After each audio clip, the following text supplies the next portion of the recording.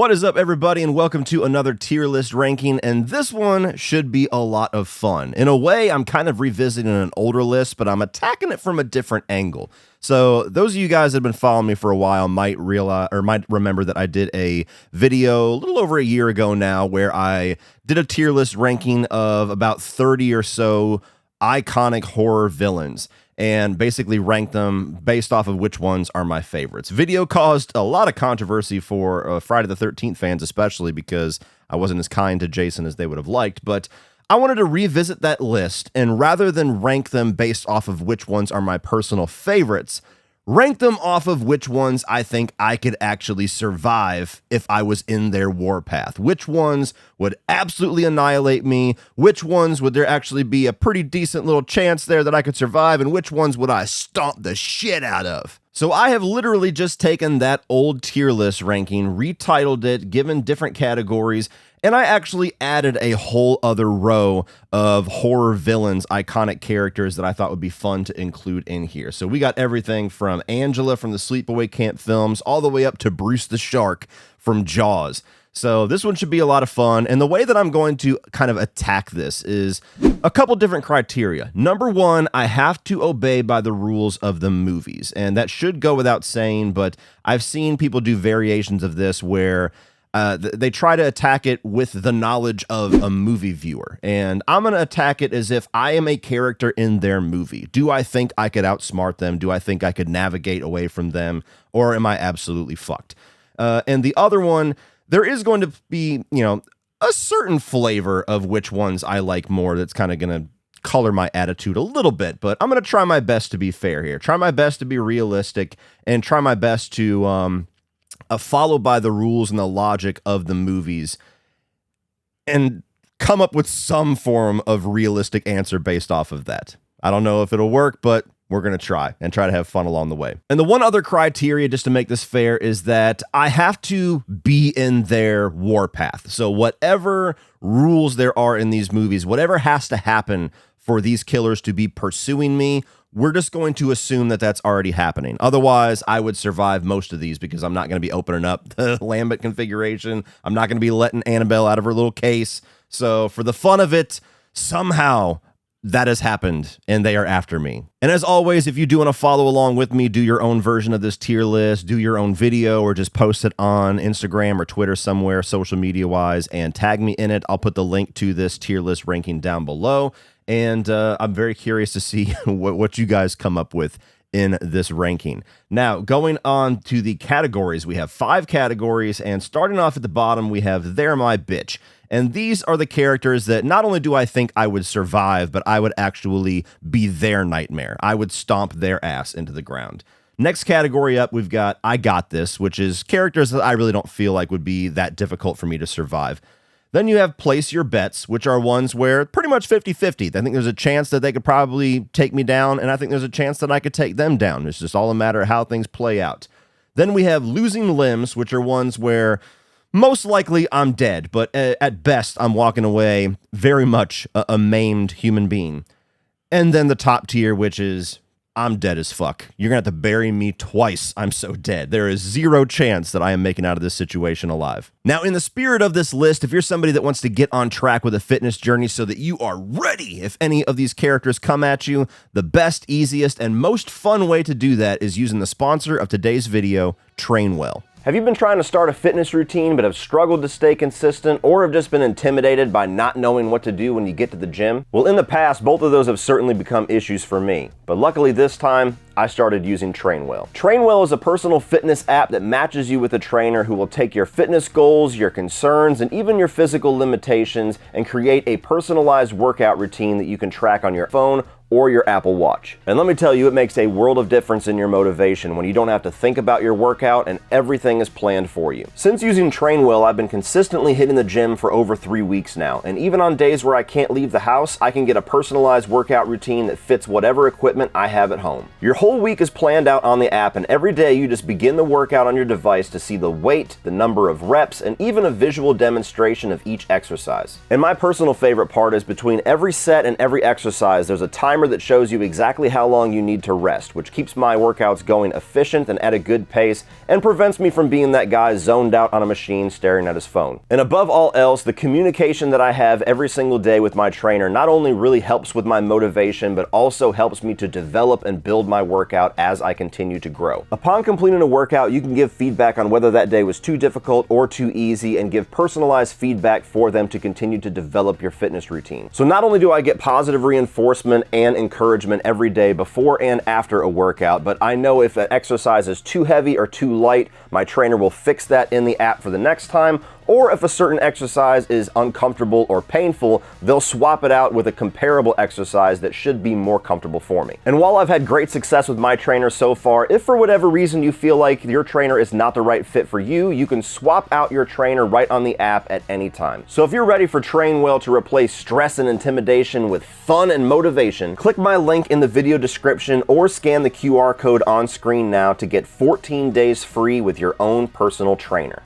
And thank you so much to Train Well for sponsoring today's video. And without further ado, let's kick off this list with Angela from the Sleepaway Camp films. And I am going to put Angela in I Got This. I don't think that I would fall victim to Angela. I don't think that I would be somebody who would be stupid enough to walk to the beach with her, nor would I be in that situation with the age that I am in that movie. Although it seems like, I don't know, that movie really leans into the fact that adults in that world really love small children. There's so many things about that movie that's puzzling about how the hell it actually got made. But nonetheless, Angela's one of those characters that, despite the fact that they go for a very different style of killer reveal at the end of this film, it's pretty much obvious she's the one that's whacked out the entire film. You know, I don't think I would fall for the red herrings going on. So I don't see myself getting into a situation where I would have to stomp the shit out of her, but I think I could survive. I think I would be like one of the people standing on the beach going, what? That's a weird looking silhouette down there. And now we are on to Annabelle, and you know, she's good at scaring people. She's good at making little apparitions come out, but I've never found this doll to be scary, and I hesitate to think that I would think that she's scary if I was in her movie. So she's gonna be the first one in They're My Bitch. I'm gonna make it through the night. I'm gonna do my best to not fall victim to all these werewolves and, you know, boatmen and all these other crazy little spirits that she brings out to try to get me going. And then as soon as the Warrens get home, I'm going to confront them and say, why the fuck is this doll still in your house? Why has she got her own little plexiglass thing as if she's some kind of a trinket that we need to marvel at? So we can get rid of an evil witch spirit. We can banish Valak back to hell, but you're going to keep this fucking doll? Let's smash this bitch, okay? Yeah, Father, Son, Holy Spirit, let's get rid of this damn thing. Now we have the Creeper, and if we're operating under the rules that he is following me, that means that I have something in me. The smell's delicious, and he wants that on his body. I don't know what part. I hesitate to think which one it is, but I'm dead as fuck. Look, I mean, if we're just going off the rules of these films, the ones that actually are worth talking about, the only reason that Trish survived the first film is because he wanted dairy. Otherwise, she would have lost. Bad.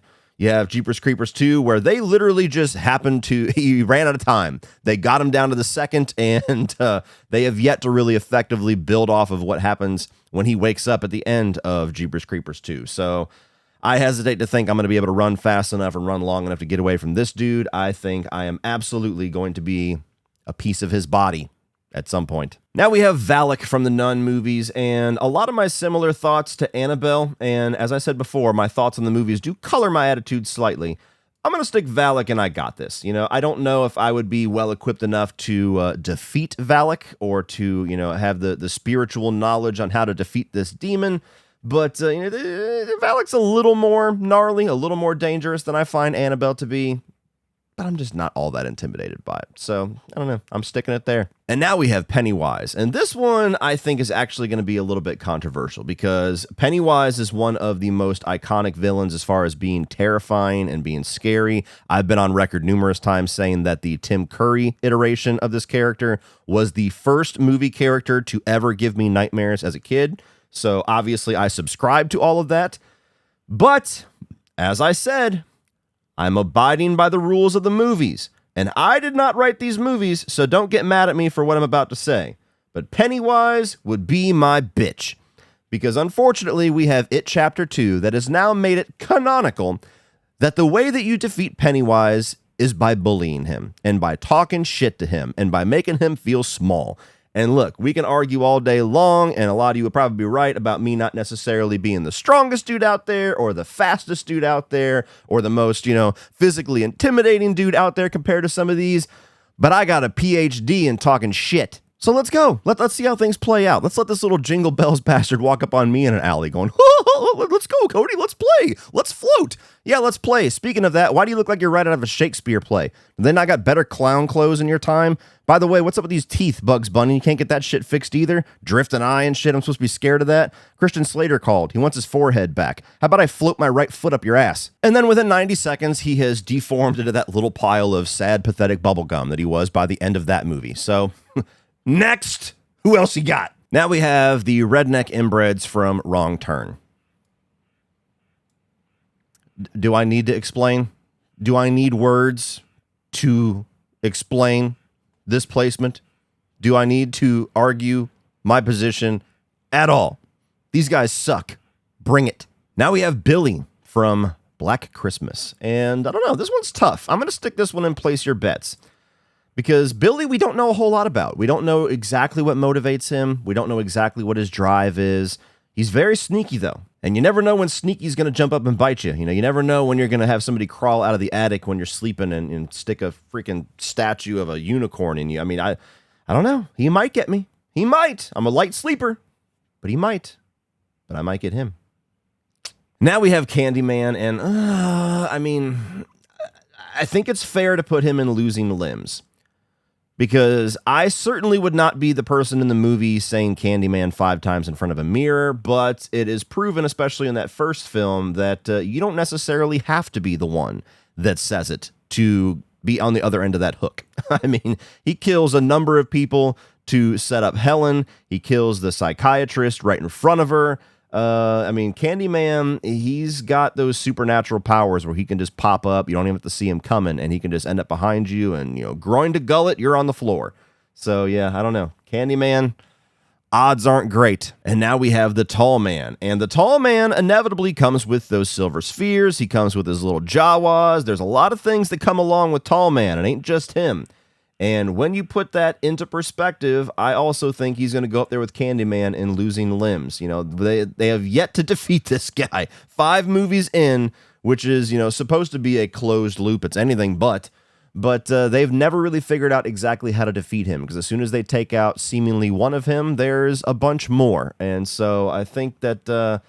there's something to be said about running away from wherever the hell he is. I think I could survive for a long time just by being the coward and, not hanging out with Mike and Reggie and going, you guys got this, I'll see you.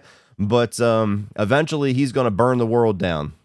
I wish we could have got a better, more definitive ending to Phantasm. Maybe this could have changed. But with the ending that we got, yeah, I think I'm fucked. Now we have Hannibal Lecter. And this one is also going to go into Place Your Bets because Hannibal's biggest... credit is the fact that he has this super intellect and he can outsmart you and he can make you do things you don't want to do. I don't think I'm so susceptible to that. I don't think I'm somebody that would fall into his web. I don't think I'm somebody that would fall into his trap. So he would have to get a little more creative to get me. But he is very creative. So there's a chance. I don't know who would come on top of this one. He'd be a hell of a sinister match there between me and him. I'll just say that. Oh, please don't eat me. Now we got my boy Freddy, and I have said this time and time again, and I will continue to say it now, even though it is very much at my peril. Freddy beats them all. Of everybody on this list, he is the one that I would want to screw around with the least, because you can't escape him. You can argue, there's ways they found to defeat him in the movie. He always comes back, though. He always comes back. There has been one continuous timeline, and he always finds a way to come back. So you might escape him this time. You might show his face in a mirror, and he blows up. You might, throw holy water and a cross on his remains, and he, just disintegrates into light, but he'll come back. But above all, you have to sleep. I'll run from Jason. I'll run from Michael. I'll give Leprechaun his coin back. I'll do whatever I got to do. Freddy, he's just got to wait you out. And once you're in his realm, I don't know. I don't like my chances. So yeah, him up there with the creeper are the two that when you're telling me I'm fighting them, I'm like, come on, man, that's just not fair. I quit. I forfeit. Now we have Damien, and Damien's tricky too, because Damien's not necessarily a physical presence himself. I mean, he has a little bit of that in 2 and 3, where he's got some kind of supernatural power to him, where he literally just kills a guy by looking at him. But most of what protects Damien is like the evil in the universe basically protecting him. So as long as I'm not trying to hurt him, I think I'm okay. So this is another one where I'm going to put in place your bets. You know, it really depends. Anybody that goes at him head on, something's going to fall out of the sky and split you in half, or, you know, your car is going to blow up, or the elevator that you're in is going to crash. I mean, something's going to happen that's going to protect this dude until God comes down and takes it all back, I guess, to the way that they decided to wrap those movies up. But yeah, as long as I'm not the one trying to take him down, I guess I would survive. And I don't know if I'd be the one trying to take him down. I think I'd be the one who'd be the stupid character. It'd be like, the child of the devil, really? What makes you think that? I don't know, man. Yeah. Gregory Peck, you go ahead and follow that lead up, buddy. I don't know about that one. Now we have Ghostface, and this is another one that might get a little controversial, but I'm going to put him in I Got This. Because in every Scream movie, the mistake that they make is once it is clear that Ghostface is running around taking people out, nobody really bunkers down. Everybody just kind of carries on doing shit. They keep carrying on going to class and going to work or walking home from the fucking movie theater or whatever you do, taking showers and setting out plates for sushi time. Nobody ever bunkers down, gets a gun, gets a whole bunch of ammunition, gets into a room, locks the door, points it at the door, and waits it out. And I feel like if I was in one of these movies where people are dying left and right, I would direct all of us to do something like that. You know what I mean? The only flaw in that plan would be one of them end up being Ghostface, but I don't know. I feel like I would be somebody that I would just not carry on with the rules of a slasher that they're both subverting and making fun of and following at the same time with these movies, where, yeah, there's a killer going around that's massacring everybody. Let's just hope he doesn't get us. I ain't hoping for shit.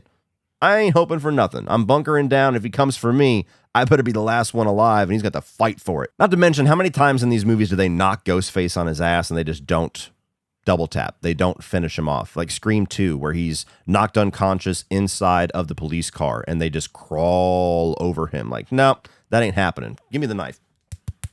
And now we have Jason Voorhees, and this is another one that's kind of tricky, because as much as I would want to be a smartass and just say, just get away from Camp Crystal Lake and he'll leave you alone, like, Jason tends to take out most of the cast before anybody realizes that they're like really in danger. It's not till the third act where suddenly the evil is apparent. So I'm going to stick him in place your bets, because it really depends on the mercy of the movie gods on whether or not I'm the first victim or I am one of the third act survivors. I mean, he's somebody that kind of comes out of shadows and he does the teleport thing, or he walks up behind somebody. At least in the best Jason movies, he's pretty sneaky.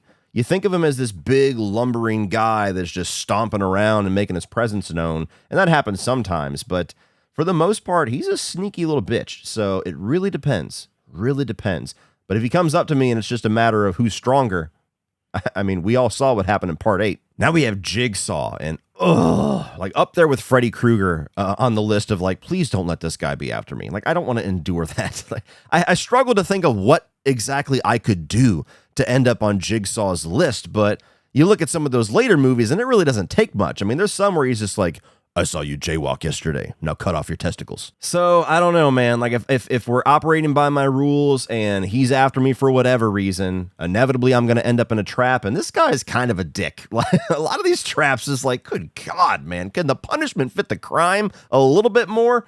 So I think it's safe to say I'm losing limbs. If not, I'm dead. I mean, like, you look at some of these, like the Venus flytrap one, or the one in Saw X where she's literally got to take off her limbs and get the bone marrow out. Like, I'm done.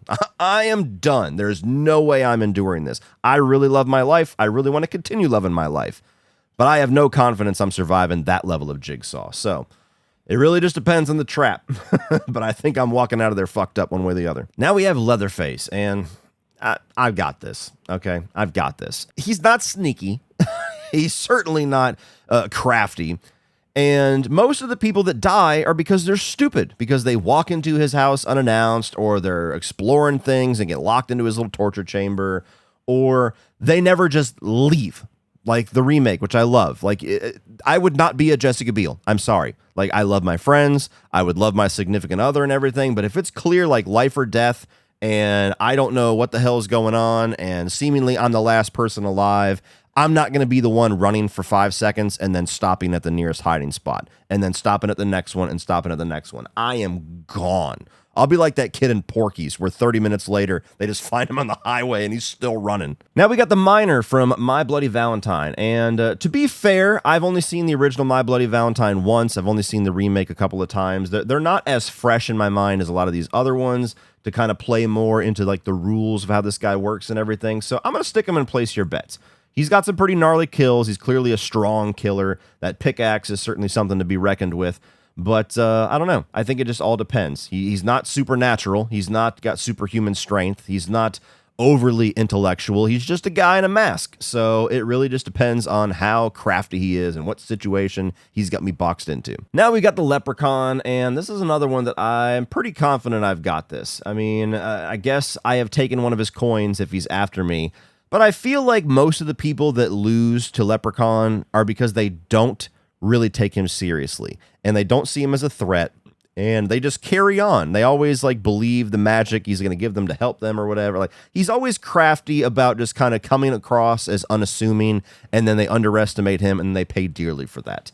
And I don't feel like I would be doing that. I feel like this dude would walk up and I would be like, what the fuck? Like, this is your coin? Here, take it back. Here, I don't even want it. Here, I can get you a lot more. You want me to help you? I'll help you. Just leave me the fuck alone. Now we have Michael Myers, and let's just face it, there's not going to be a right answer. No matter where I put this fucking guy, it's going to be controversial somehow. So, let's play by the logic here. So, yes, he's after me, or at least I'm in his path. I'm not a family member. That much is clear. So I'm just one of the other people around. I'm somebody who's between him and what he wants. I'm somebody he comes across as he's trying to hunt down this family member. If we're operating under the rules of everything but the David Gordon Green movies. And I just feel like this guy, seeing him coming, or if I had him come after me, I don't feel like I would make a lot of the mistakes that these people make in these movies, like Jamie Lee trying to scramble to get into the door, or, very clearly Michael is one of those slow walking killers. He never runs, and unless he really like sneaks up on you, you get a good amount of time to react and get the hell out of his way, but most people just pause. They get that deer in the headlights thing, and he just does what he wants. I don't think I would do that. Maybe I'm armchair quarterbacking. We'll see, but I'm going to stick him and place your bets. Just like with Jason, if it comes to a point where he's got a hold of me, he's a strong son of a bitch. I don't think my chances are good at that point, but as far as being able to just stay away from him, I think the chances are in my favor. And now we have Chucky, and this is one that you often see debated quite a bit too, because you have people that are like, yeah, he's a little doll, just like punt his ass. Like, that's the most ridiculous concept for a killer. And then you have the others that are, more in tune with what actually happens in the movies, and it's like, well, Chucky's sneaky. Chucky's small. He fits into little crevices and under the beds and everything, and he's very crafty. So, yeah, he's small. If you have a chance to punt him, or you get a hold of him and he doesn't have a weapon, you could probably do some damage, but most of his victims don't see him coming. So this is another one where, I'm going to stick him and place your bets, because it really just depends. If he's going to have one of his little catchphrases, one of his little monologues where he's talking shit, or one of his one-liners, and I got enough time to react, I think that I could do okay. But if he's going to pull like a Gage in Pet Sematary and be under the bed with a knife, or, do something crazy, if you don't see him coming, you don't see him coming. Now we have Norman Bates, and I love this character, but no. Norman Bates would be my bitch. There's first of all, that dude is so weird and off kilter. I'm not staying in your hotel or your motel. I'm certainly not going to be caught off guard by you being a nut, and you're not going to be coming in my room. You're not going to be catching me off guard with wearing a dress and coming out of a room or anything like that. Like, I just don't see a scenario where I'm in any of these psycho films and I don't see this fucking guy coming. So if he tries anything, I highly doubt that I'm not going to walk away pretty well in that one. You know, he's a very skinny guy. So if you know he's coming, he doesn't have the element of surprise. Or if you're not somebody who like loves him or tries to save him and you're just trying to get through to him while he's talking like his mother, I think you'll do okay. I think I'll do okay. Now we have Esther, and this one is also, this one's going to be hard to kind of wrap my logic around because I love kids. I love my kids, and I've never adopted a child, but I know if I did, I would love them the same as my kids, or I would at least try my best to if they're acting crazy like Esther does. So I feel like there is some bit of that where it's like maybe Esther could kind of prey on my sympathies a bit the way that she does the characters in the first film, at least the father. And maybe she could be this snake in the grass that I wouldn't see coming. But at the same time, the father's an idiot in that first film and just like totally ignores any red flag whatsoever. And I don't think I would have that problem whatsoever. So, I don't know. That's another one. I think I'm going to have to stick her and place your bets because it really depends on how she plays things. When she's overtly weird and creepy, and especially when she starts to get like kind of sexualized by the end of it, like, nope, I tap out absolutely. And that chick would be out of my house. But I don't know. She's sneaky. She's crafty. She's deadly. She might get me. Now we have Pearl. And whether you're talking about the Pearl in Pearl or the Pearl in X, I think I'm okay. Much like Norman Bates, I don't think that there's any scenario where I would not see this crazy bitch coming. I mean, even more so in X, I'm not going to find myself in a situation where I'm hanging out having lemonade with her. I'm certainly not going to stand there awkwardly in the night when I'm trying to escape while she's standing there undressing or doing whatever she was about to do with the first victim in X. And if you just operate under how she is in Pearl, she's really out there. So whether I'm David Cornsweat or I'm hanging out with her like her sister-in-law, I mean, she does not hide at all that she's a fucking nut. And I don't hang out with fucking nuts. At least I don't think. Jury's out on CP. So yeah, I don't see myself getting put in a position where she could get the drop on me. I'm not going to go in my car and turn my back to her and let her put a pitchfork in me. I'm not going to sit at the dinner table and then just kind of gingerly walk away while she grabs an axe. And, you know, and then the numerous situations in X where somebody just kind of is so put off by her behavior or concerned about trying to help her that she gets the drop on them.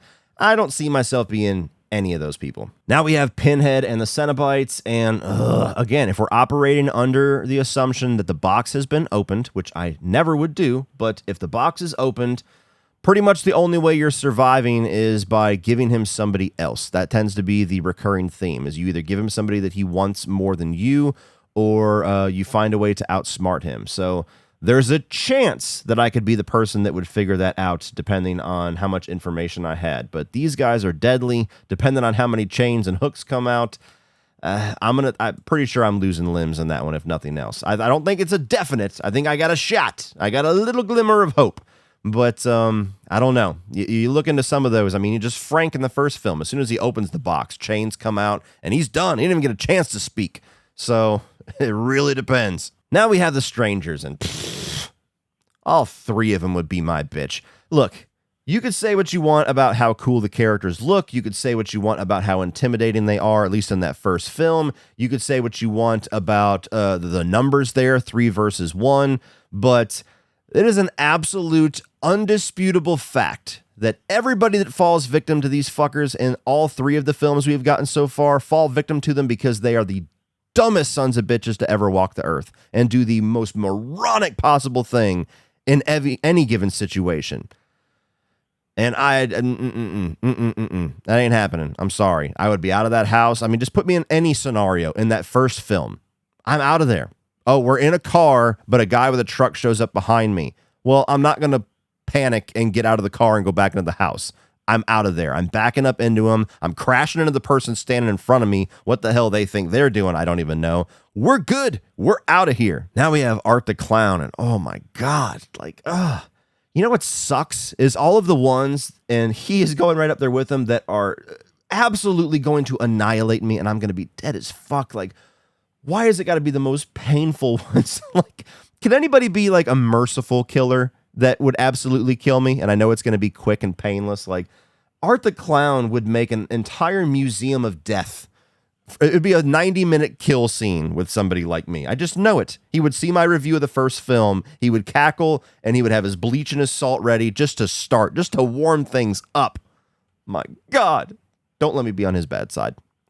Art. I'm a fan. I promoted the hell out of your second film. I'm going to do the same for the third film, provided it's good. Have mercy, sir. Make it quick. Now we have the Collector, and this one very similar to Jigsaw. You know, if you don't know, fun fact, the first Collector film was kind of born out of an idea for a Jigsaw prequel story. So they're similar killers. They operate with traps. You know, there's a little bit of difference there. I prefer the Collector personally. But I think I'm also going to be losing limbs with the Collector, because you think about the characters that survive him, they only survive because of very, very convenient, contrived plot things. I mean, you have Arkin that is just let out of this box because somebody finds the box at the beginning of the collection. You have them trapped in that cage, and the only reason they escape is because he has somebody break his arm, and he's somehow able to maneuver it to unlock it, and then still have enough strength while having his arm fucked up to physically beat down the Collector when all he had to do is grab that arm. Ah! You know, that never happens. I love the collection, but there's some contrivances in there, as well as a little bit in the Collector. So if I'm just a regular person, I mean, he's sneaky with his stuff. You don't see him coming until you step on something, and then your arms and limbs are going in different directions. So probably going to die. Not 100% certainty. Depends on where I am in the story, but I don't like my chances. Now we have the Children of the Corn, and maybe the definition of they're my bitch. Get out of here. Ain't happening. Ain't happening. First of all, as soon as I see the little mob of children coming up to me, one of them looking like some kind of old Amish priest, like, I'm out of there. I ain't hanging around. I ain't sticking around to check out how good the corn is. But let's be real, unless there's like dozens of them that are all like armed to the teeth that are going to come at you at the same time, like fuck, all day with these little bastards. I'll grab Malachi and beat Isaac with him. Be like, yeah, say you're Outlander's bitch. Say you're Outlander's bitch. Now we have the fisherman from I Know What You Did Last Summer, and I'm going to stick him in I Got This. You know, I'm not going to be the one that almost escapes and then turns around to see if he's still chasing me. I'm not going to be the one who's going to find myself on his boat hanging out for safety. I'm certainly not going to get trapped by his little Ben Son trap from the second one. I think my chances are okay with him. You know, I'm not going to probably walk up and try fighting him, so I can't say that he's going to be my bitch necessarily, because that hook is intimidating, but I like my chances. And now we got Tiffany, and I really don't have much else to say with her. I think it's basically the same argument with Chucky. Depends on how sneaky she's trying to be. And the thing with Tiffany, as much as I love Chucky and all the credit in the world to him, Tiffany's way more diabolical than Chucky is sometimes. She is much more crafty with her kills. And to a certain extent, I think I would probably rather be killed by Chucky than Tiffany. So we're not ranking it by that, which ones I'd rather die by. But I think my chances are okay. I'm going to stick around and place your bets. Oh boy, now we got the Xenomorph from Alien. And I don't like my chances with the Xenomorph. I'm sticking it and losing limbs. I do think that there's a chance there. I mean, they kill a lot of Alien. It really depends on what movie I'm in. Let's just put it that way. If it's the first Alien, my chances are much more closer to dead as fuck. If it's Aliens, I think it's closer to losing limbs. Resurrection, same thing. Like if we got guns, if we got warriors, if we got some knowledge of how these things work, I like my chances a little bit better. If it's the first film where, you know, we don't know shit about these things, I don't know. So that's a little caveat in there. But the Xenomorph has a lot going for it. It's sneaky. It's strong. It is absolutely sinister with how much it will pursue you and not stop. If you do injure it and you get acid blood on you, then it kind of gets you with collateral damage. And then you got the different variations too. You got the face huggers, you got the chest bursters, you got the queen. I don't know. I don't like my chances, but I got a small one. And I just realized I have Hannibal Lecter in here twice. Here you go, guys. Here's a first-person look into the little tiny mistakes that can happen as a content creator. So yeah, we'll just stick that one in place your bets, and we'll just move on and pretend that that's not a big issue, right? We're not going to drop comments about this one, are we? Are we? Now we have the Predator. Nope. Look, I have an ego, but I ain't Arnold Schwarzenegger. Okay? When it comes down to it, I don't have the warrior instinct. I do not have the survival battle instinct that these characters have in order to to foil the plan of the predator. I mean, this guy, he's pretty much taken out most of the cast before they even have a chance to defend themselves. I think my chances are pretty high that I would be one of those people. You know, I'd get the little 3 dots on my head, or hopefully I'm not the spine getting torn out. At least just make it fast. Give me the Carl Weathers death. But yeah, no, I'm sorry. I would consider it an honor to get killed by the predator if he takes it easy on me. Now we have Annie Wilkes, and so we're going to operate under the scenario that I am the James Caan. I am the person that she's a big fan of. She loves my YouTube channel, and she's really, really, really pissed off that I never made another Pitch Wars. I don't know what it is, but so I'm strapped to the bed because she doesn't like some video, and she wants me to make some badass 31 on 31 in her honor. I'm writing a fan fiction sequel right now, live in front of you all. Oh boy. I think I'm losing limbs for sure. I mean, just think about what happens to James Caan where he gets his ankles caved in with that sledgehammer. Like, I don't know. I don't know if I'm making it past that very much. The will to survive is strong with this one, but god damn. And he has to get really crafty to outsmart her and to overtake her. He has to build himself back up in private with the typewriter. He has to, he tries multiple times to either get out of the house or to drug her, and it always foils. Then he distracts her out of the room and burns the knife. I don't know. There's a lot of things that have to fall into place for him to escape the way that he did. There's a small chance. There's a small chance. I am crafty. And I would probably be very pissed off after having my ankles caved in, but ooh, that bitch is diabolical. I don't know. I think she's got me. Now we got the Firefly family, and I mean, I don't know, man. This one's a tough one. I'll stick them in place your bets because it's hard to say. Like, clearly they're after me for some reason. They're definitely merciless. They have other people with them, even though I've only showed the Devil's Rejects characters here.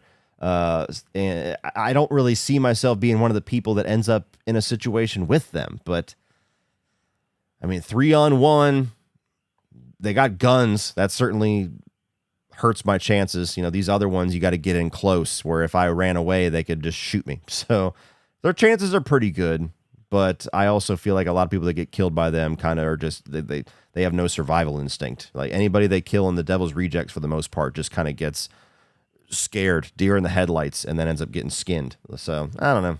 I like my chances, but they might pull off an upset. Now we have The Thing, and oh boy, this is another tough one. I think I'm dead as fuck. I know for a fact that I would not figure out the blood test. I know for a fact that I would not figure out the filling thing from the prequel. And the fact that The Thing can look like anybody, I mean, if they look like my family members, I'm dead, because it's going to take a lot for me to turn on them. And then if it's just coworkers like The Thing, I mean, I don't know. The Thing is probably the best of any of them as far as not seeing it coming. So I don't like my chances at all. I mean, the Thing is an awesome movie. It's my favorite horror film of all time. I really like the prequel, despite the CGI dragging it way the fuck down. But what's key about those two movies and surviving them is having that one character that figures shit out. And I don't know, as smart as I am, I don't know if I would be that character. I feel like I'm one of the other ones that would be very skeptical and not quite believe until it's too late. Now we have the Krites from Critters, and get the fuck out of here. This is what I'm going to do. I'm going to gather them all up. I'm going to fly to wherever Brian Lomax lives. I'm going to knock on his front door, and as soon as he opens it, I'm going to smash their heads in while he watches, and then I'm just going to walk away without saying a word. Just get all the way to whatever vehicle I'm in, whatever Uber, and then I'm going to point my finger back at him, just like this, and then get in without saying a word and go back to America. That's how I'm going to do it. Yeah, no. I ain't getting ate by the Krites. I'm sorry. You ain't putting that on my tombstone. Not happening. And finally, at the end here, we have Bruce the Shark from Jaws. And so I definitely got this, because I don't fucks with the ocean, okay? I don't. I have been to the ocean. When I moved down south, we went to the ocean I've probably been like 4 times my entire life. The first time I got horribly sunburnt. The second time I got stung by 2 different jellyfish.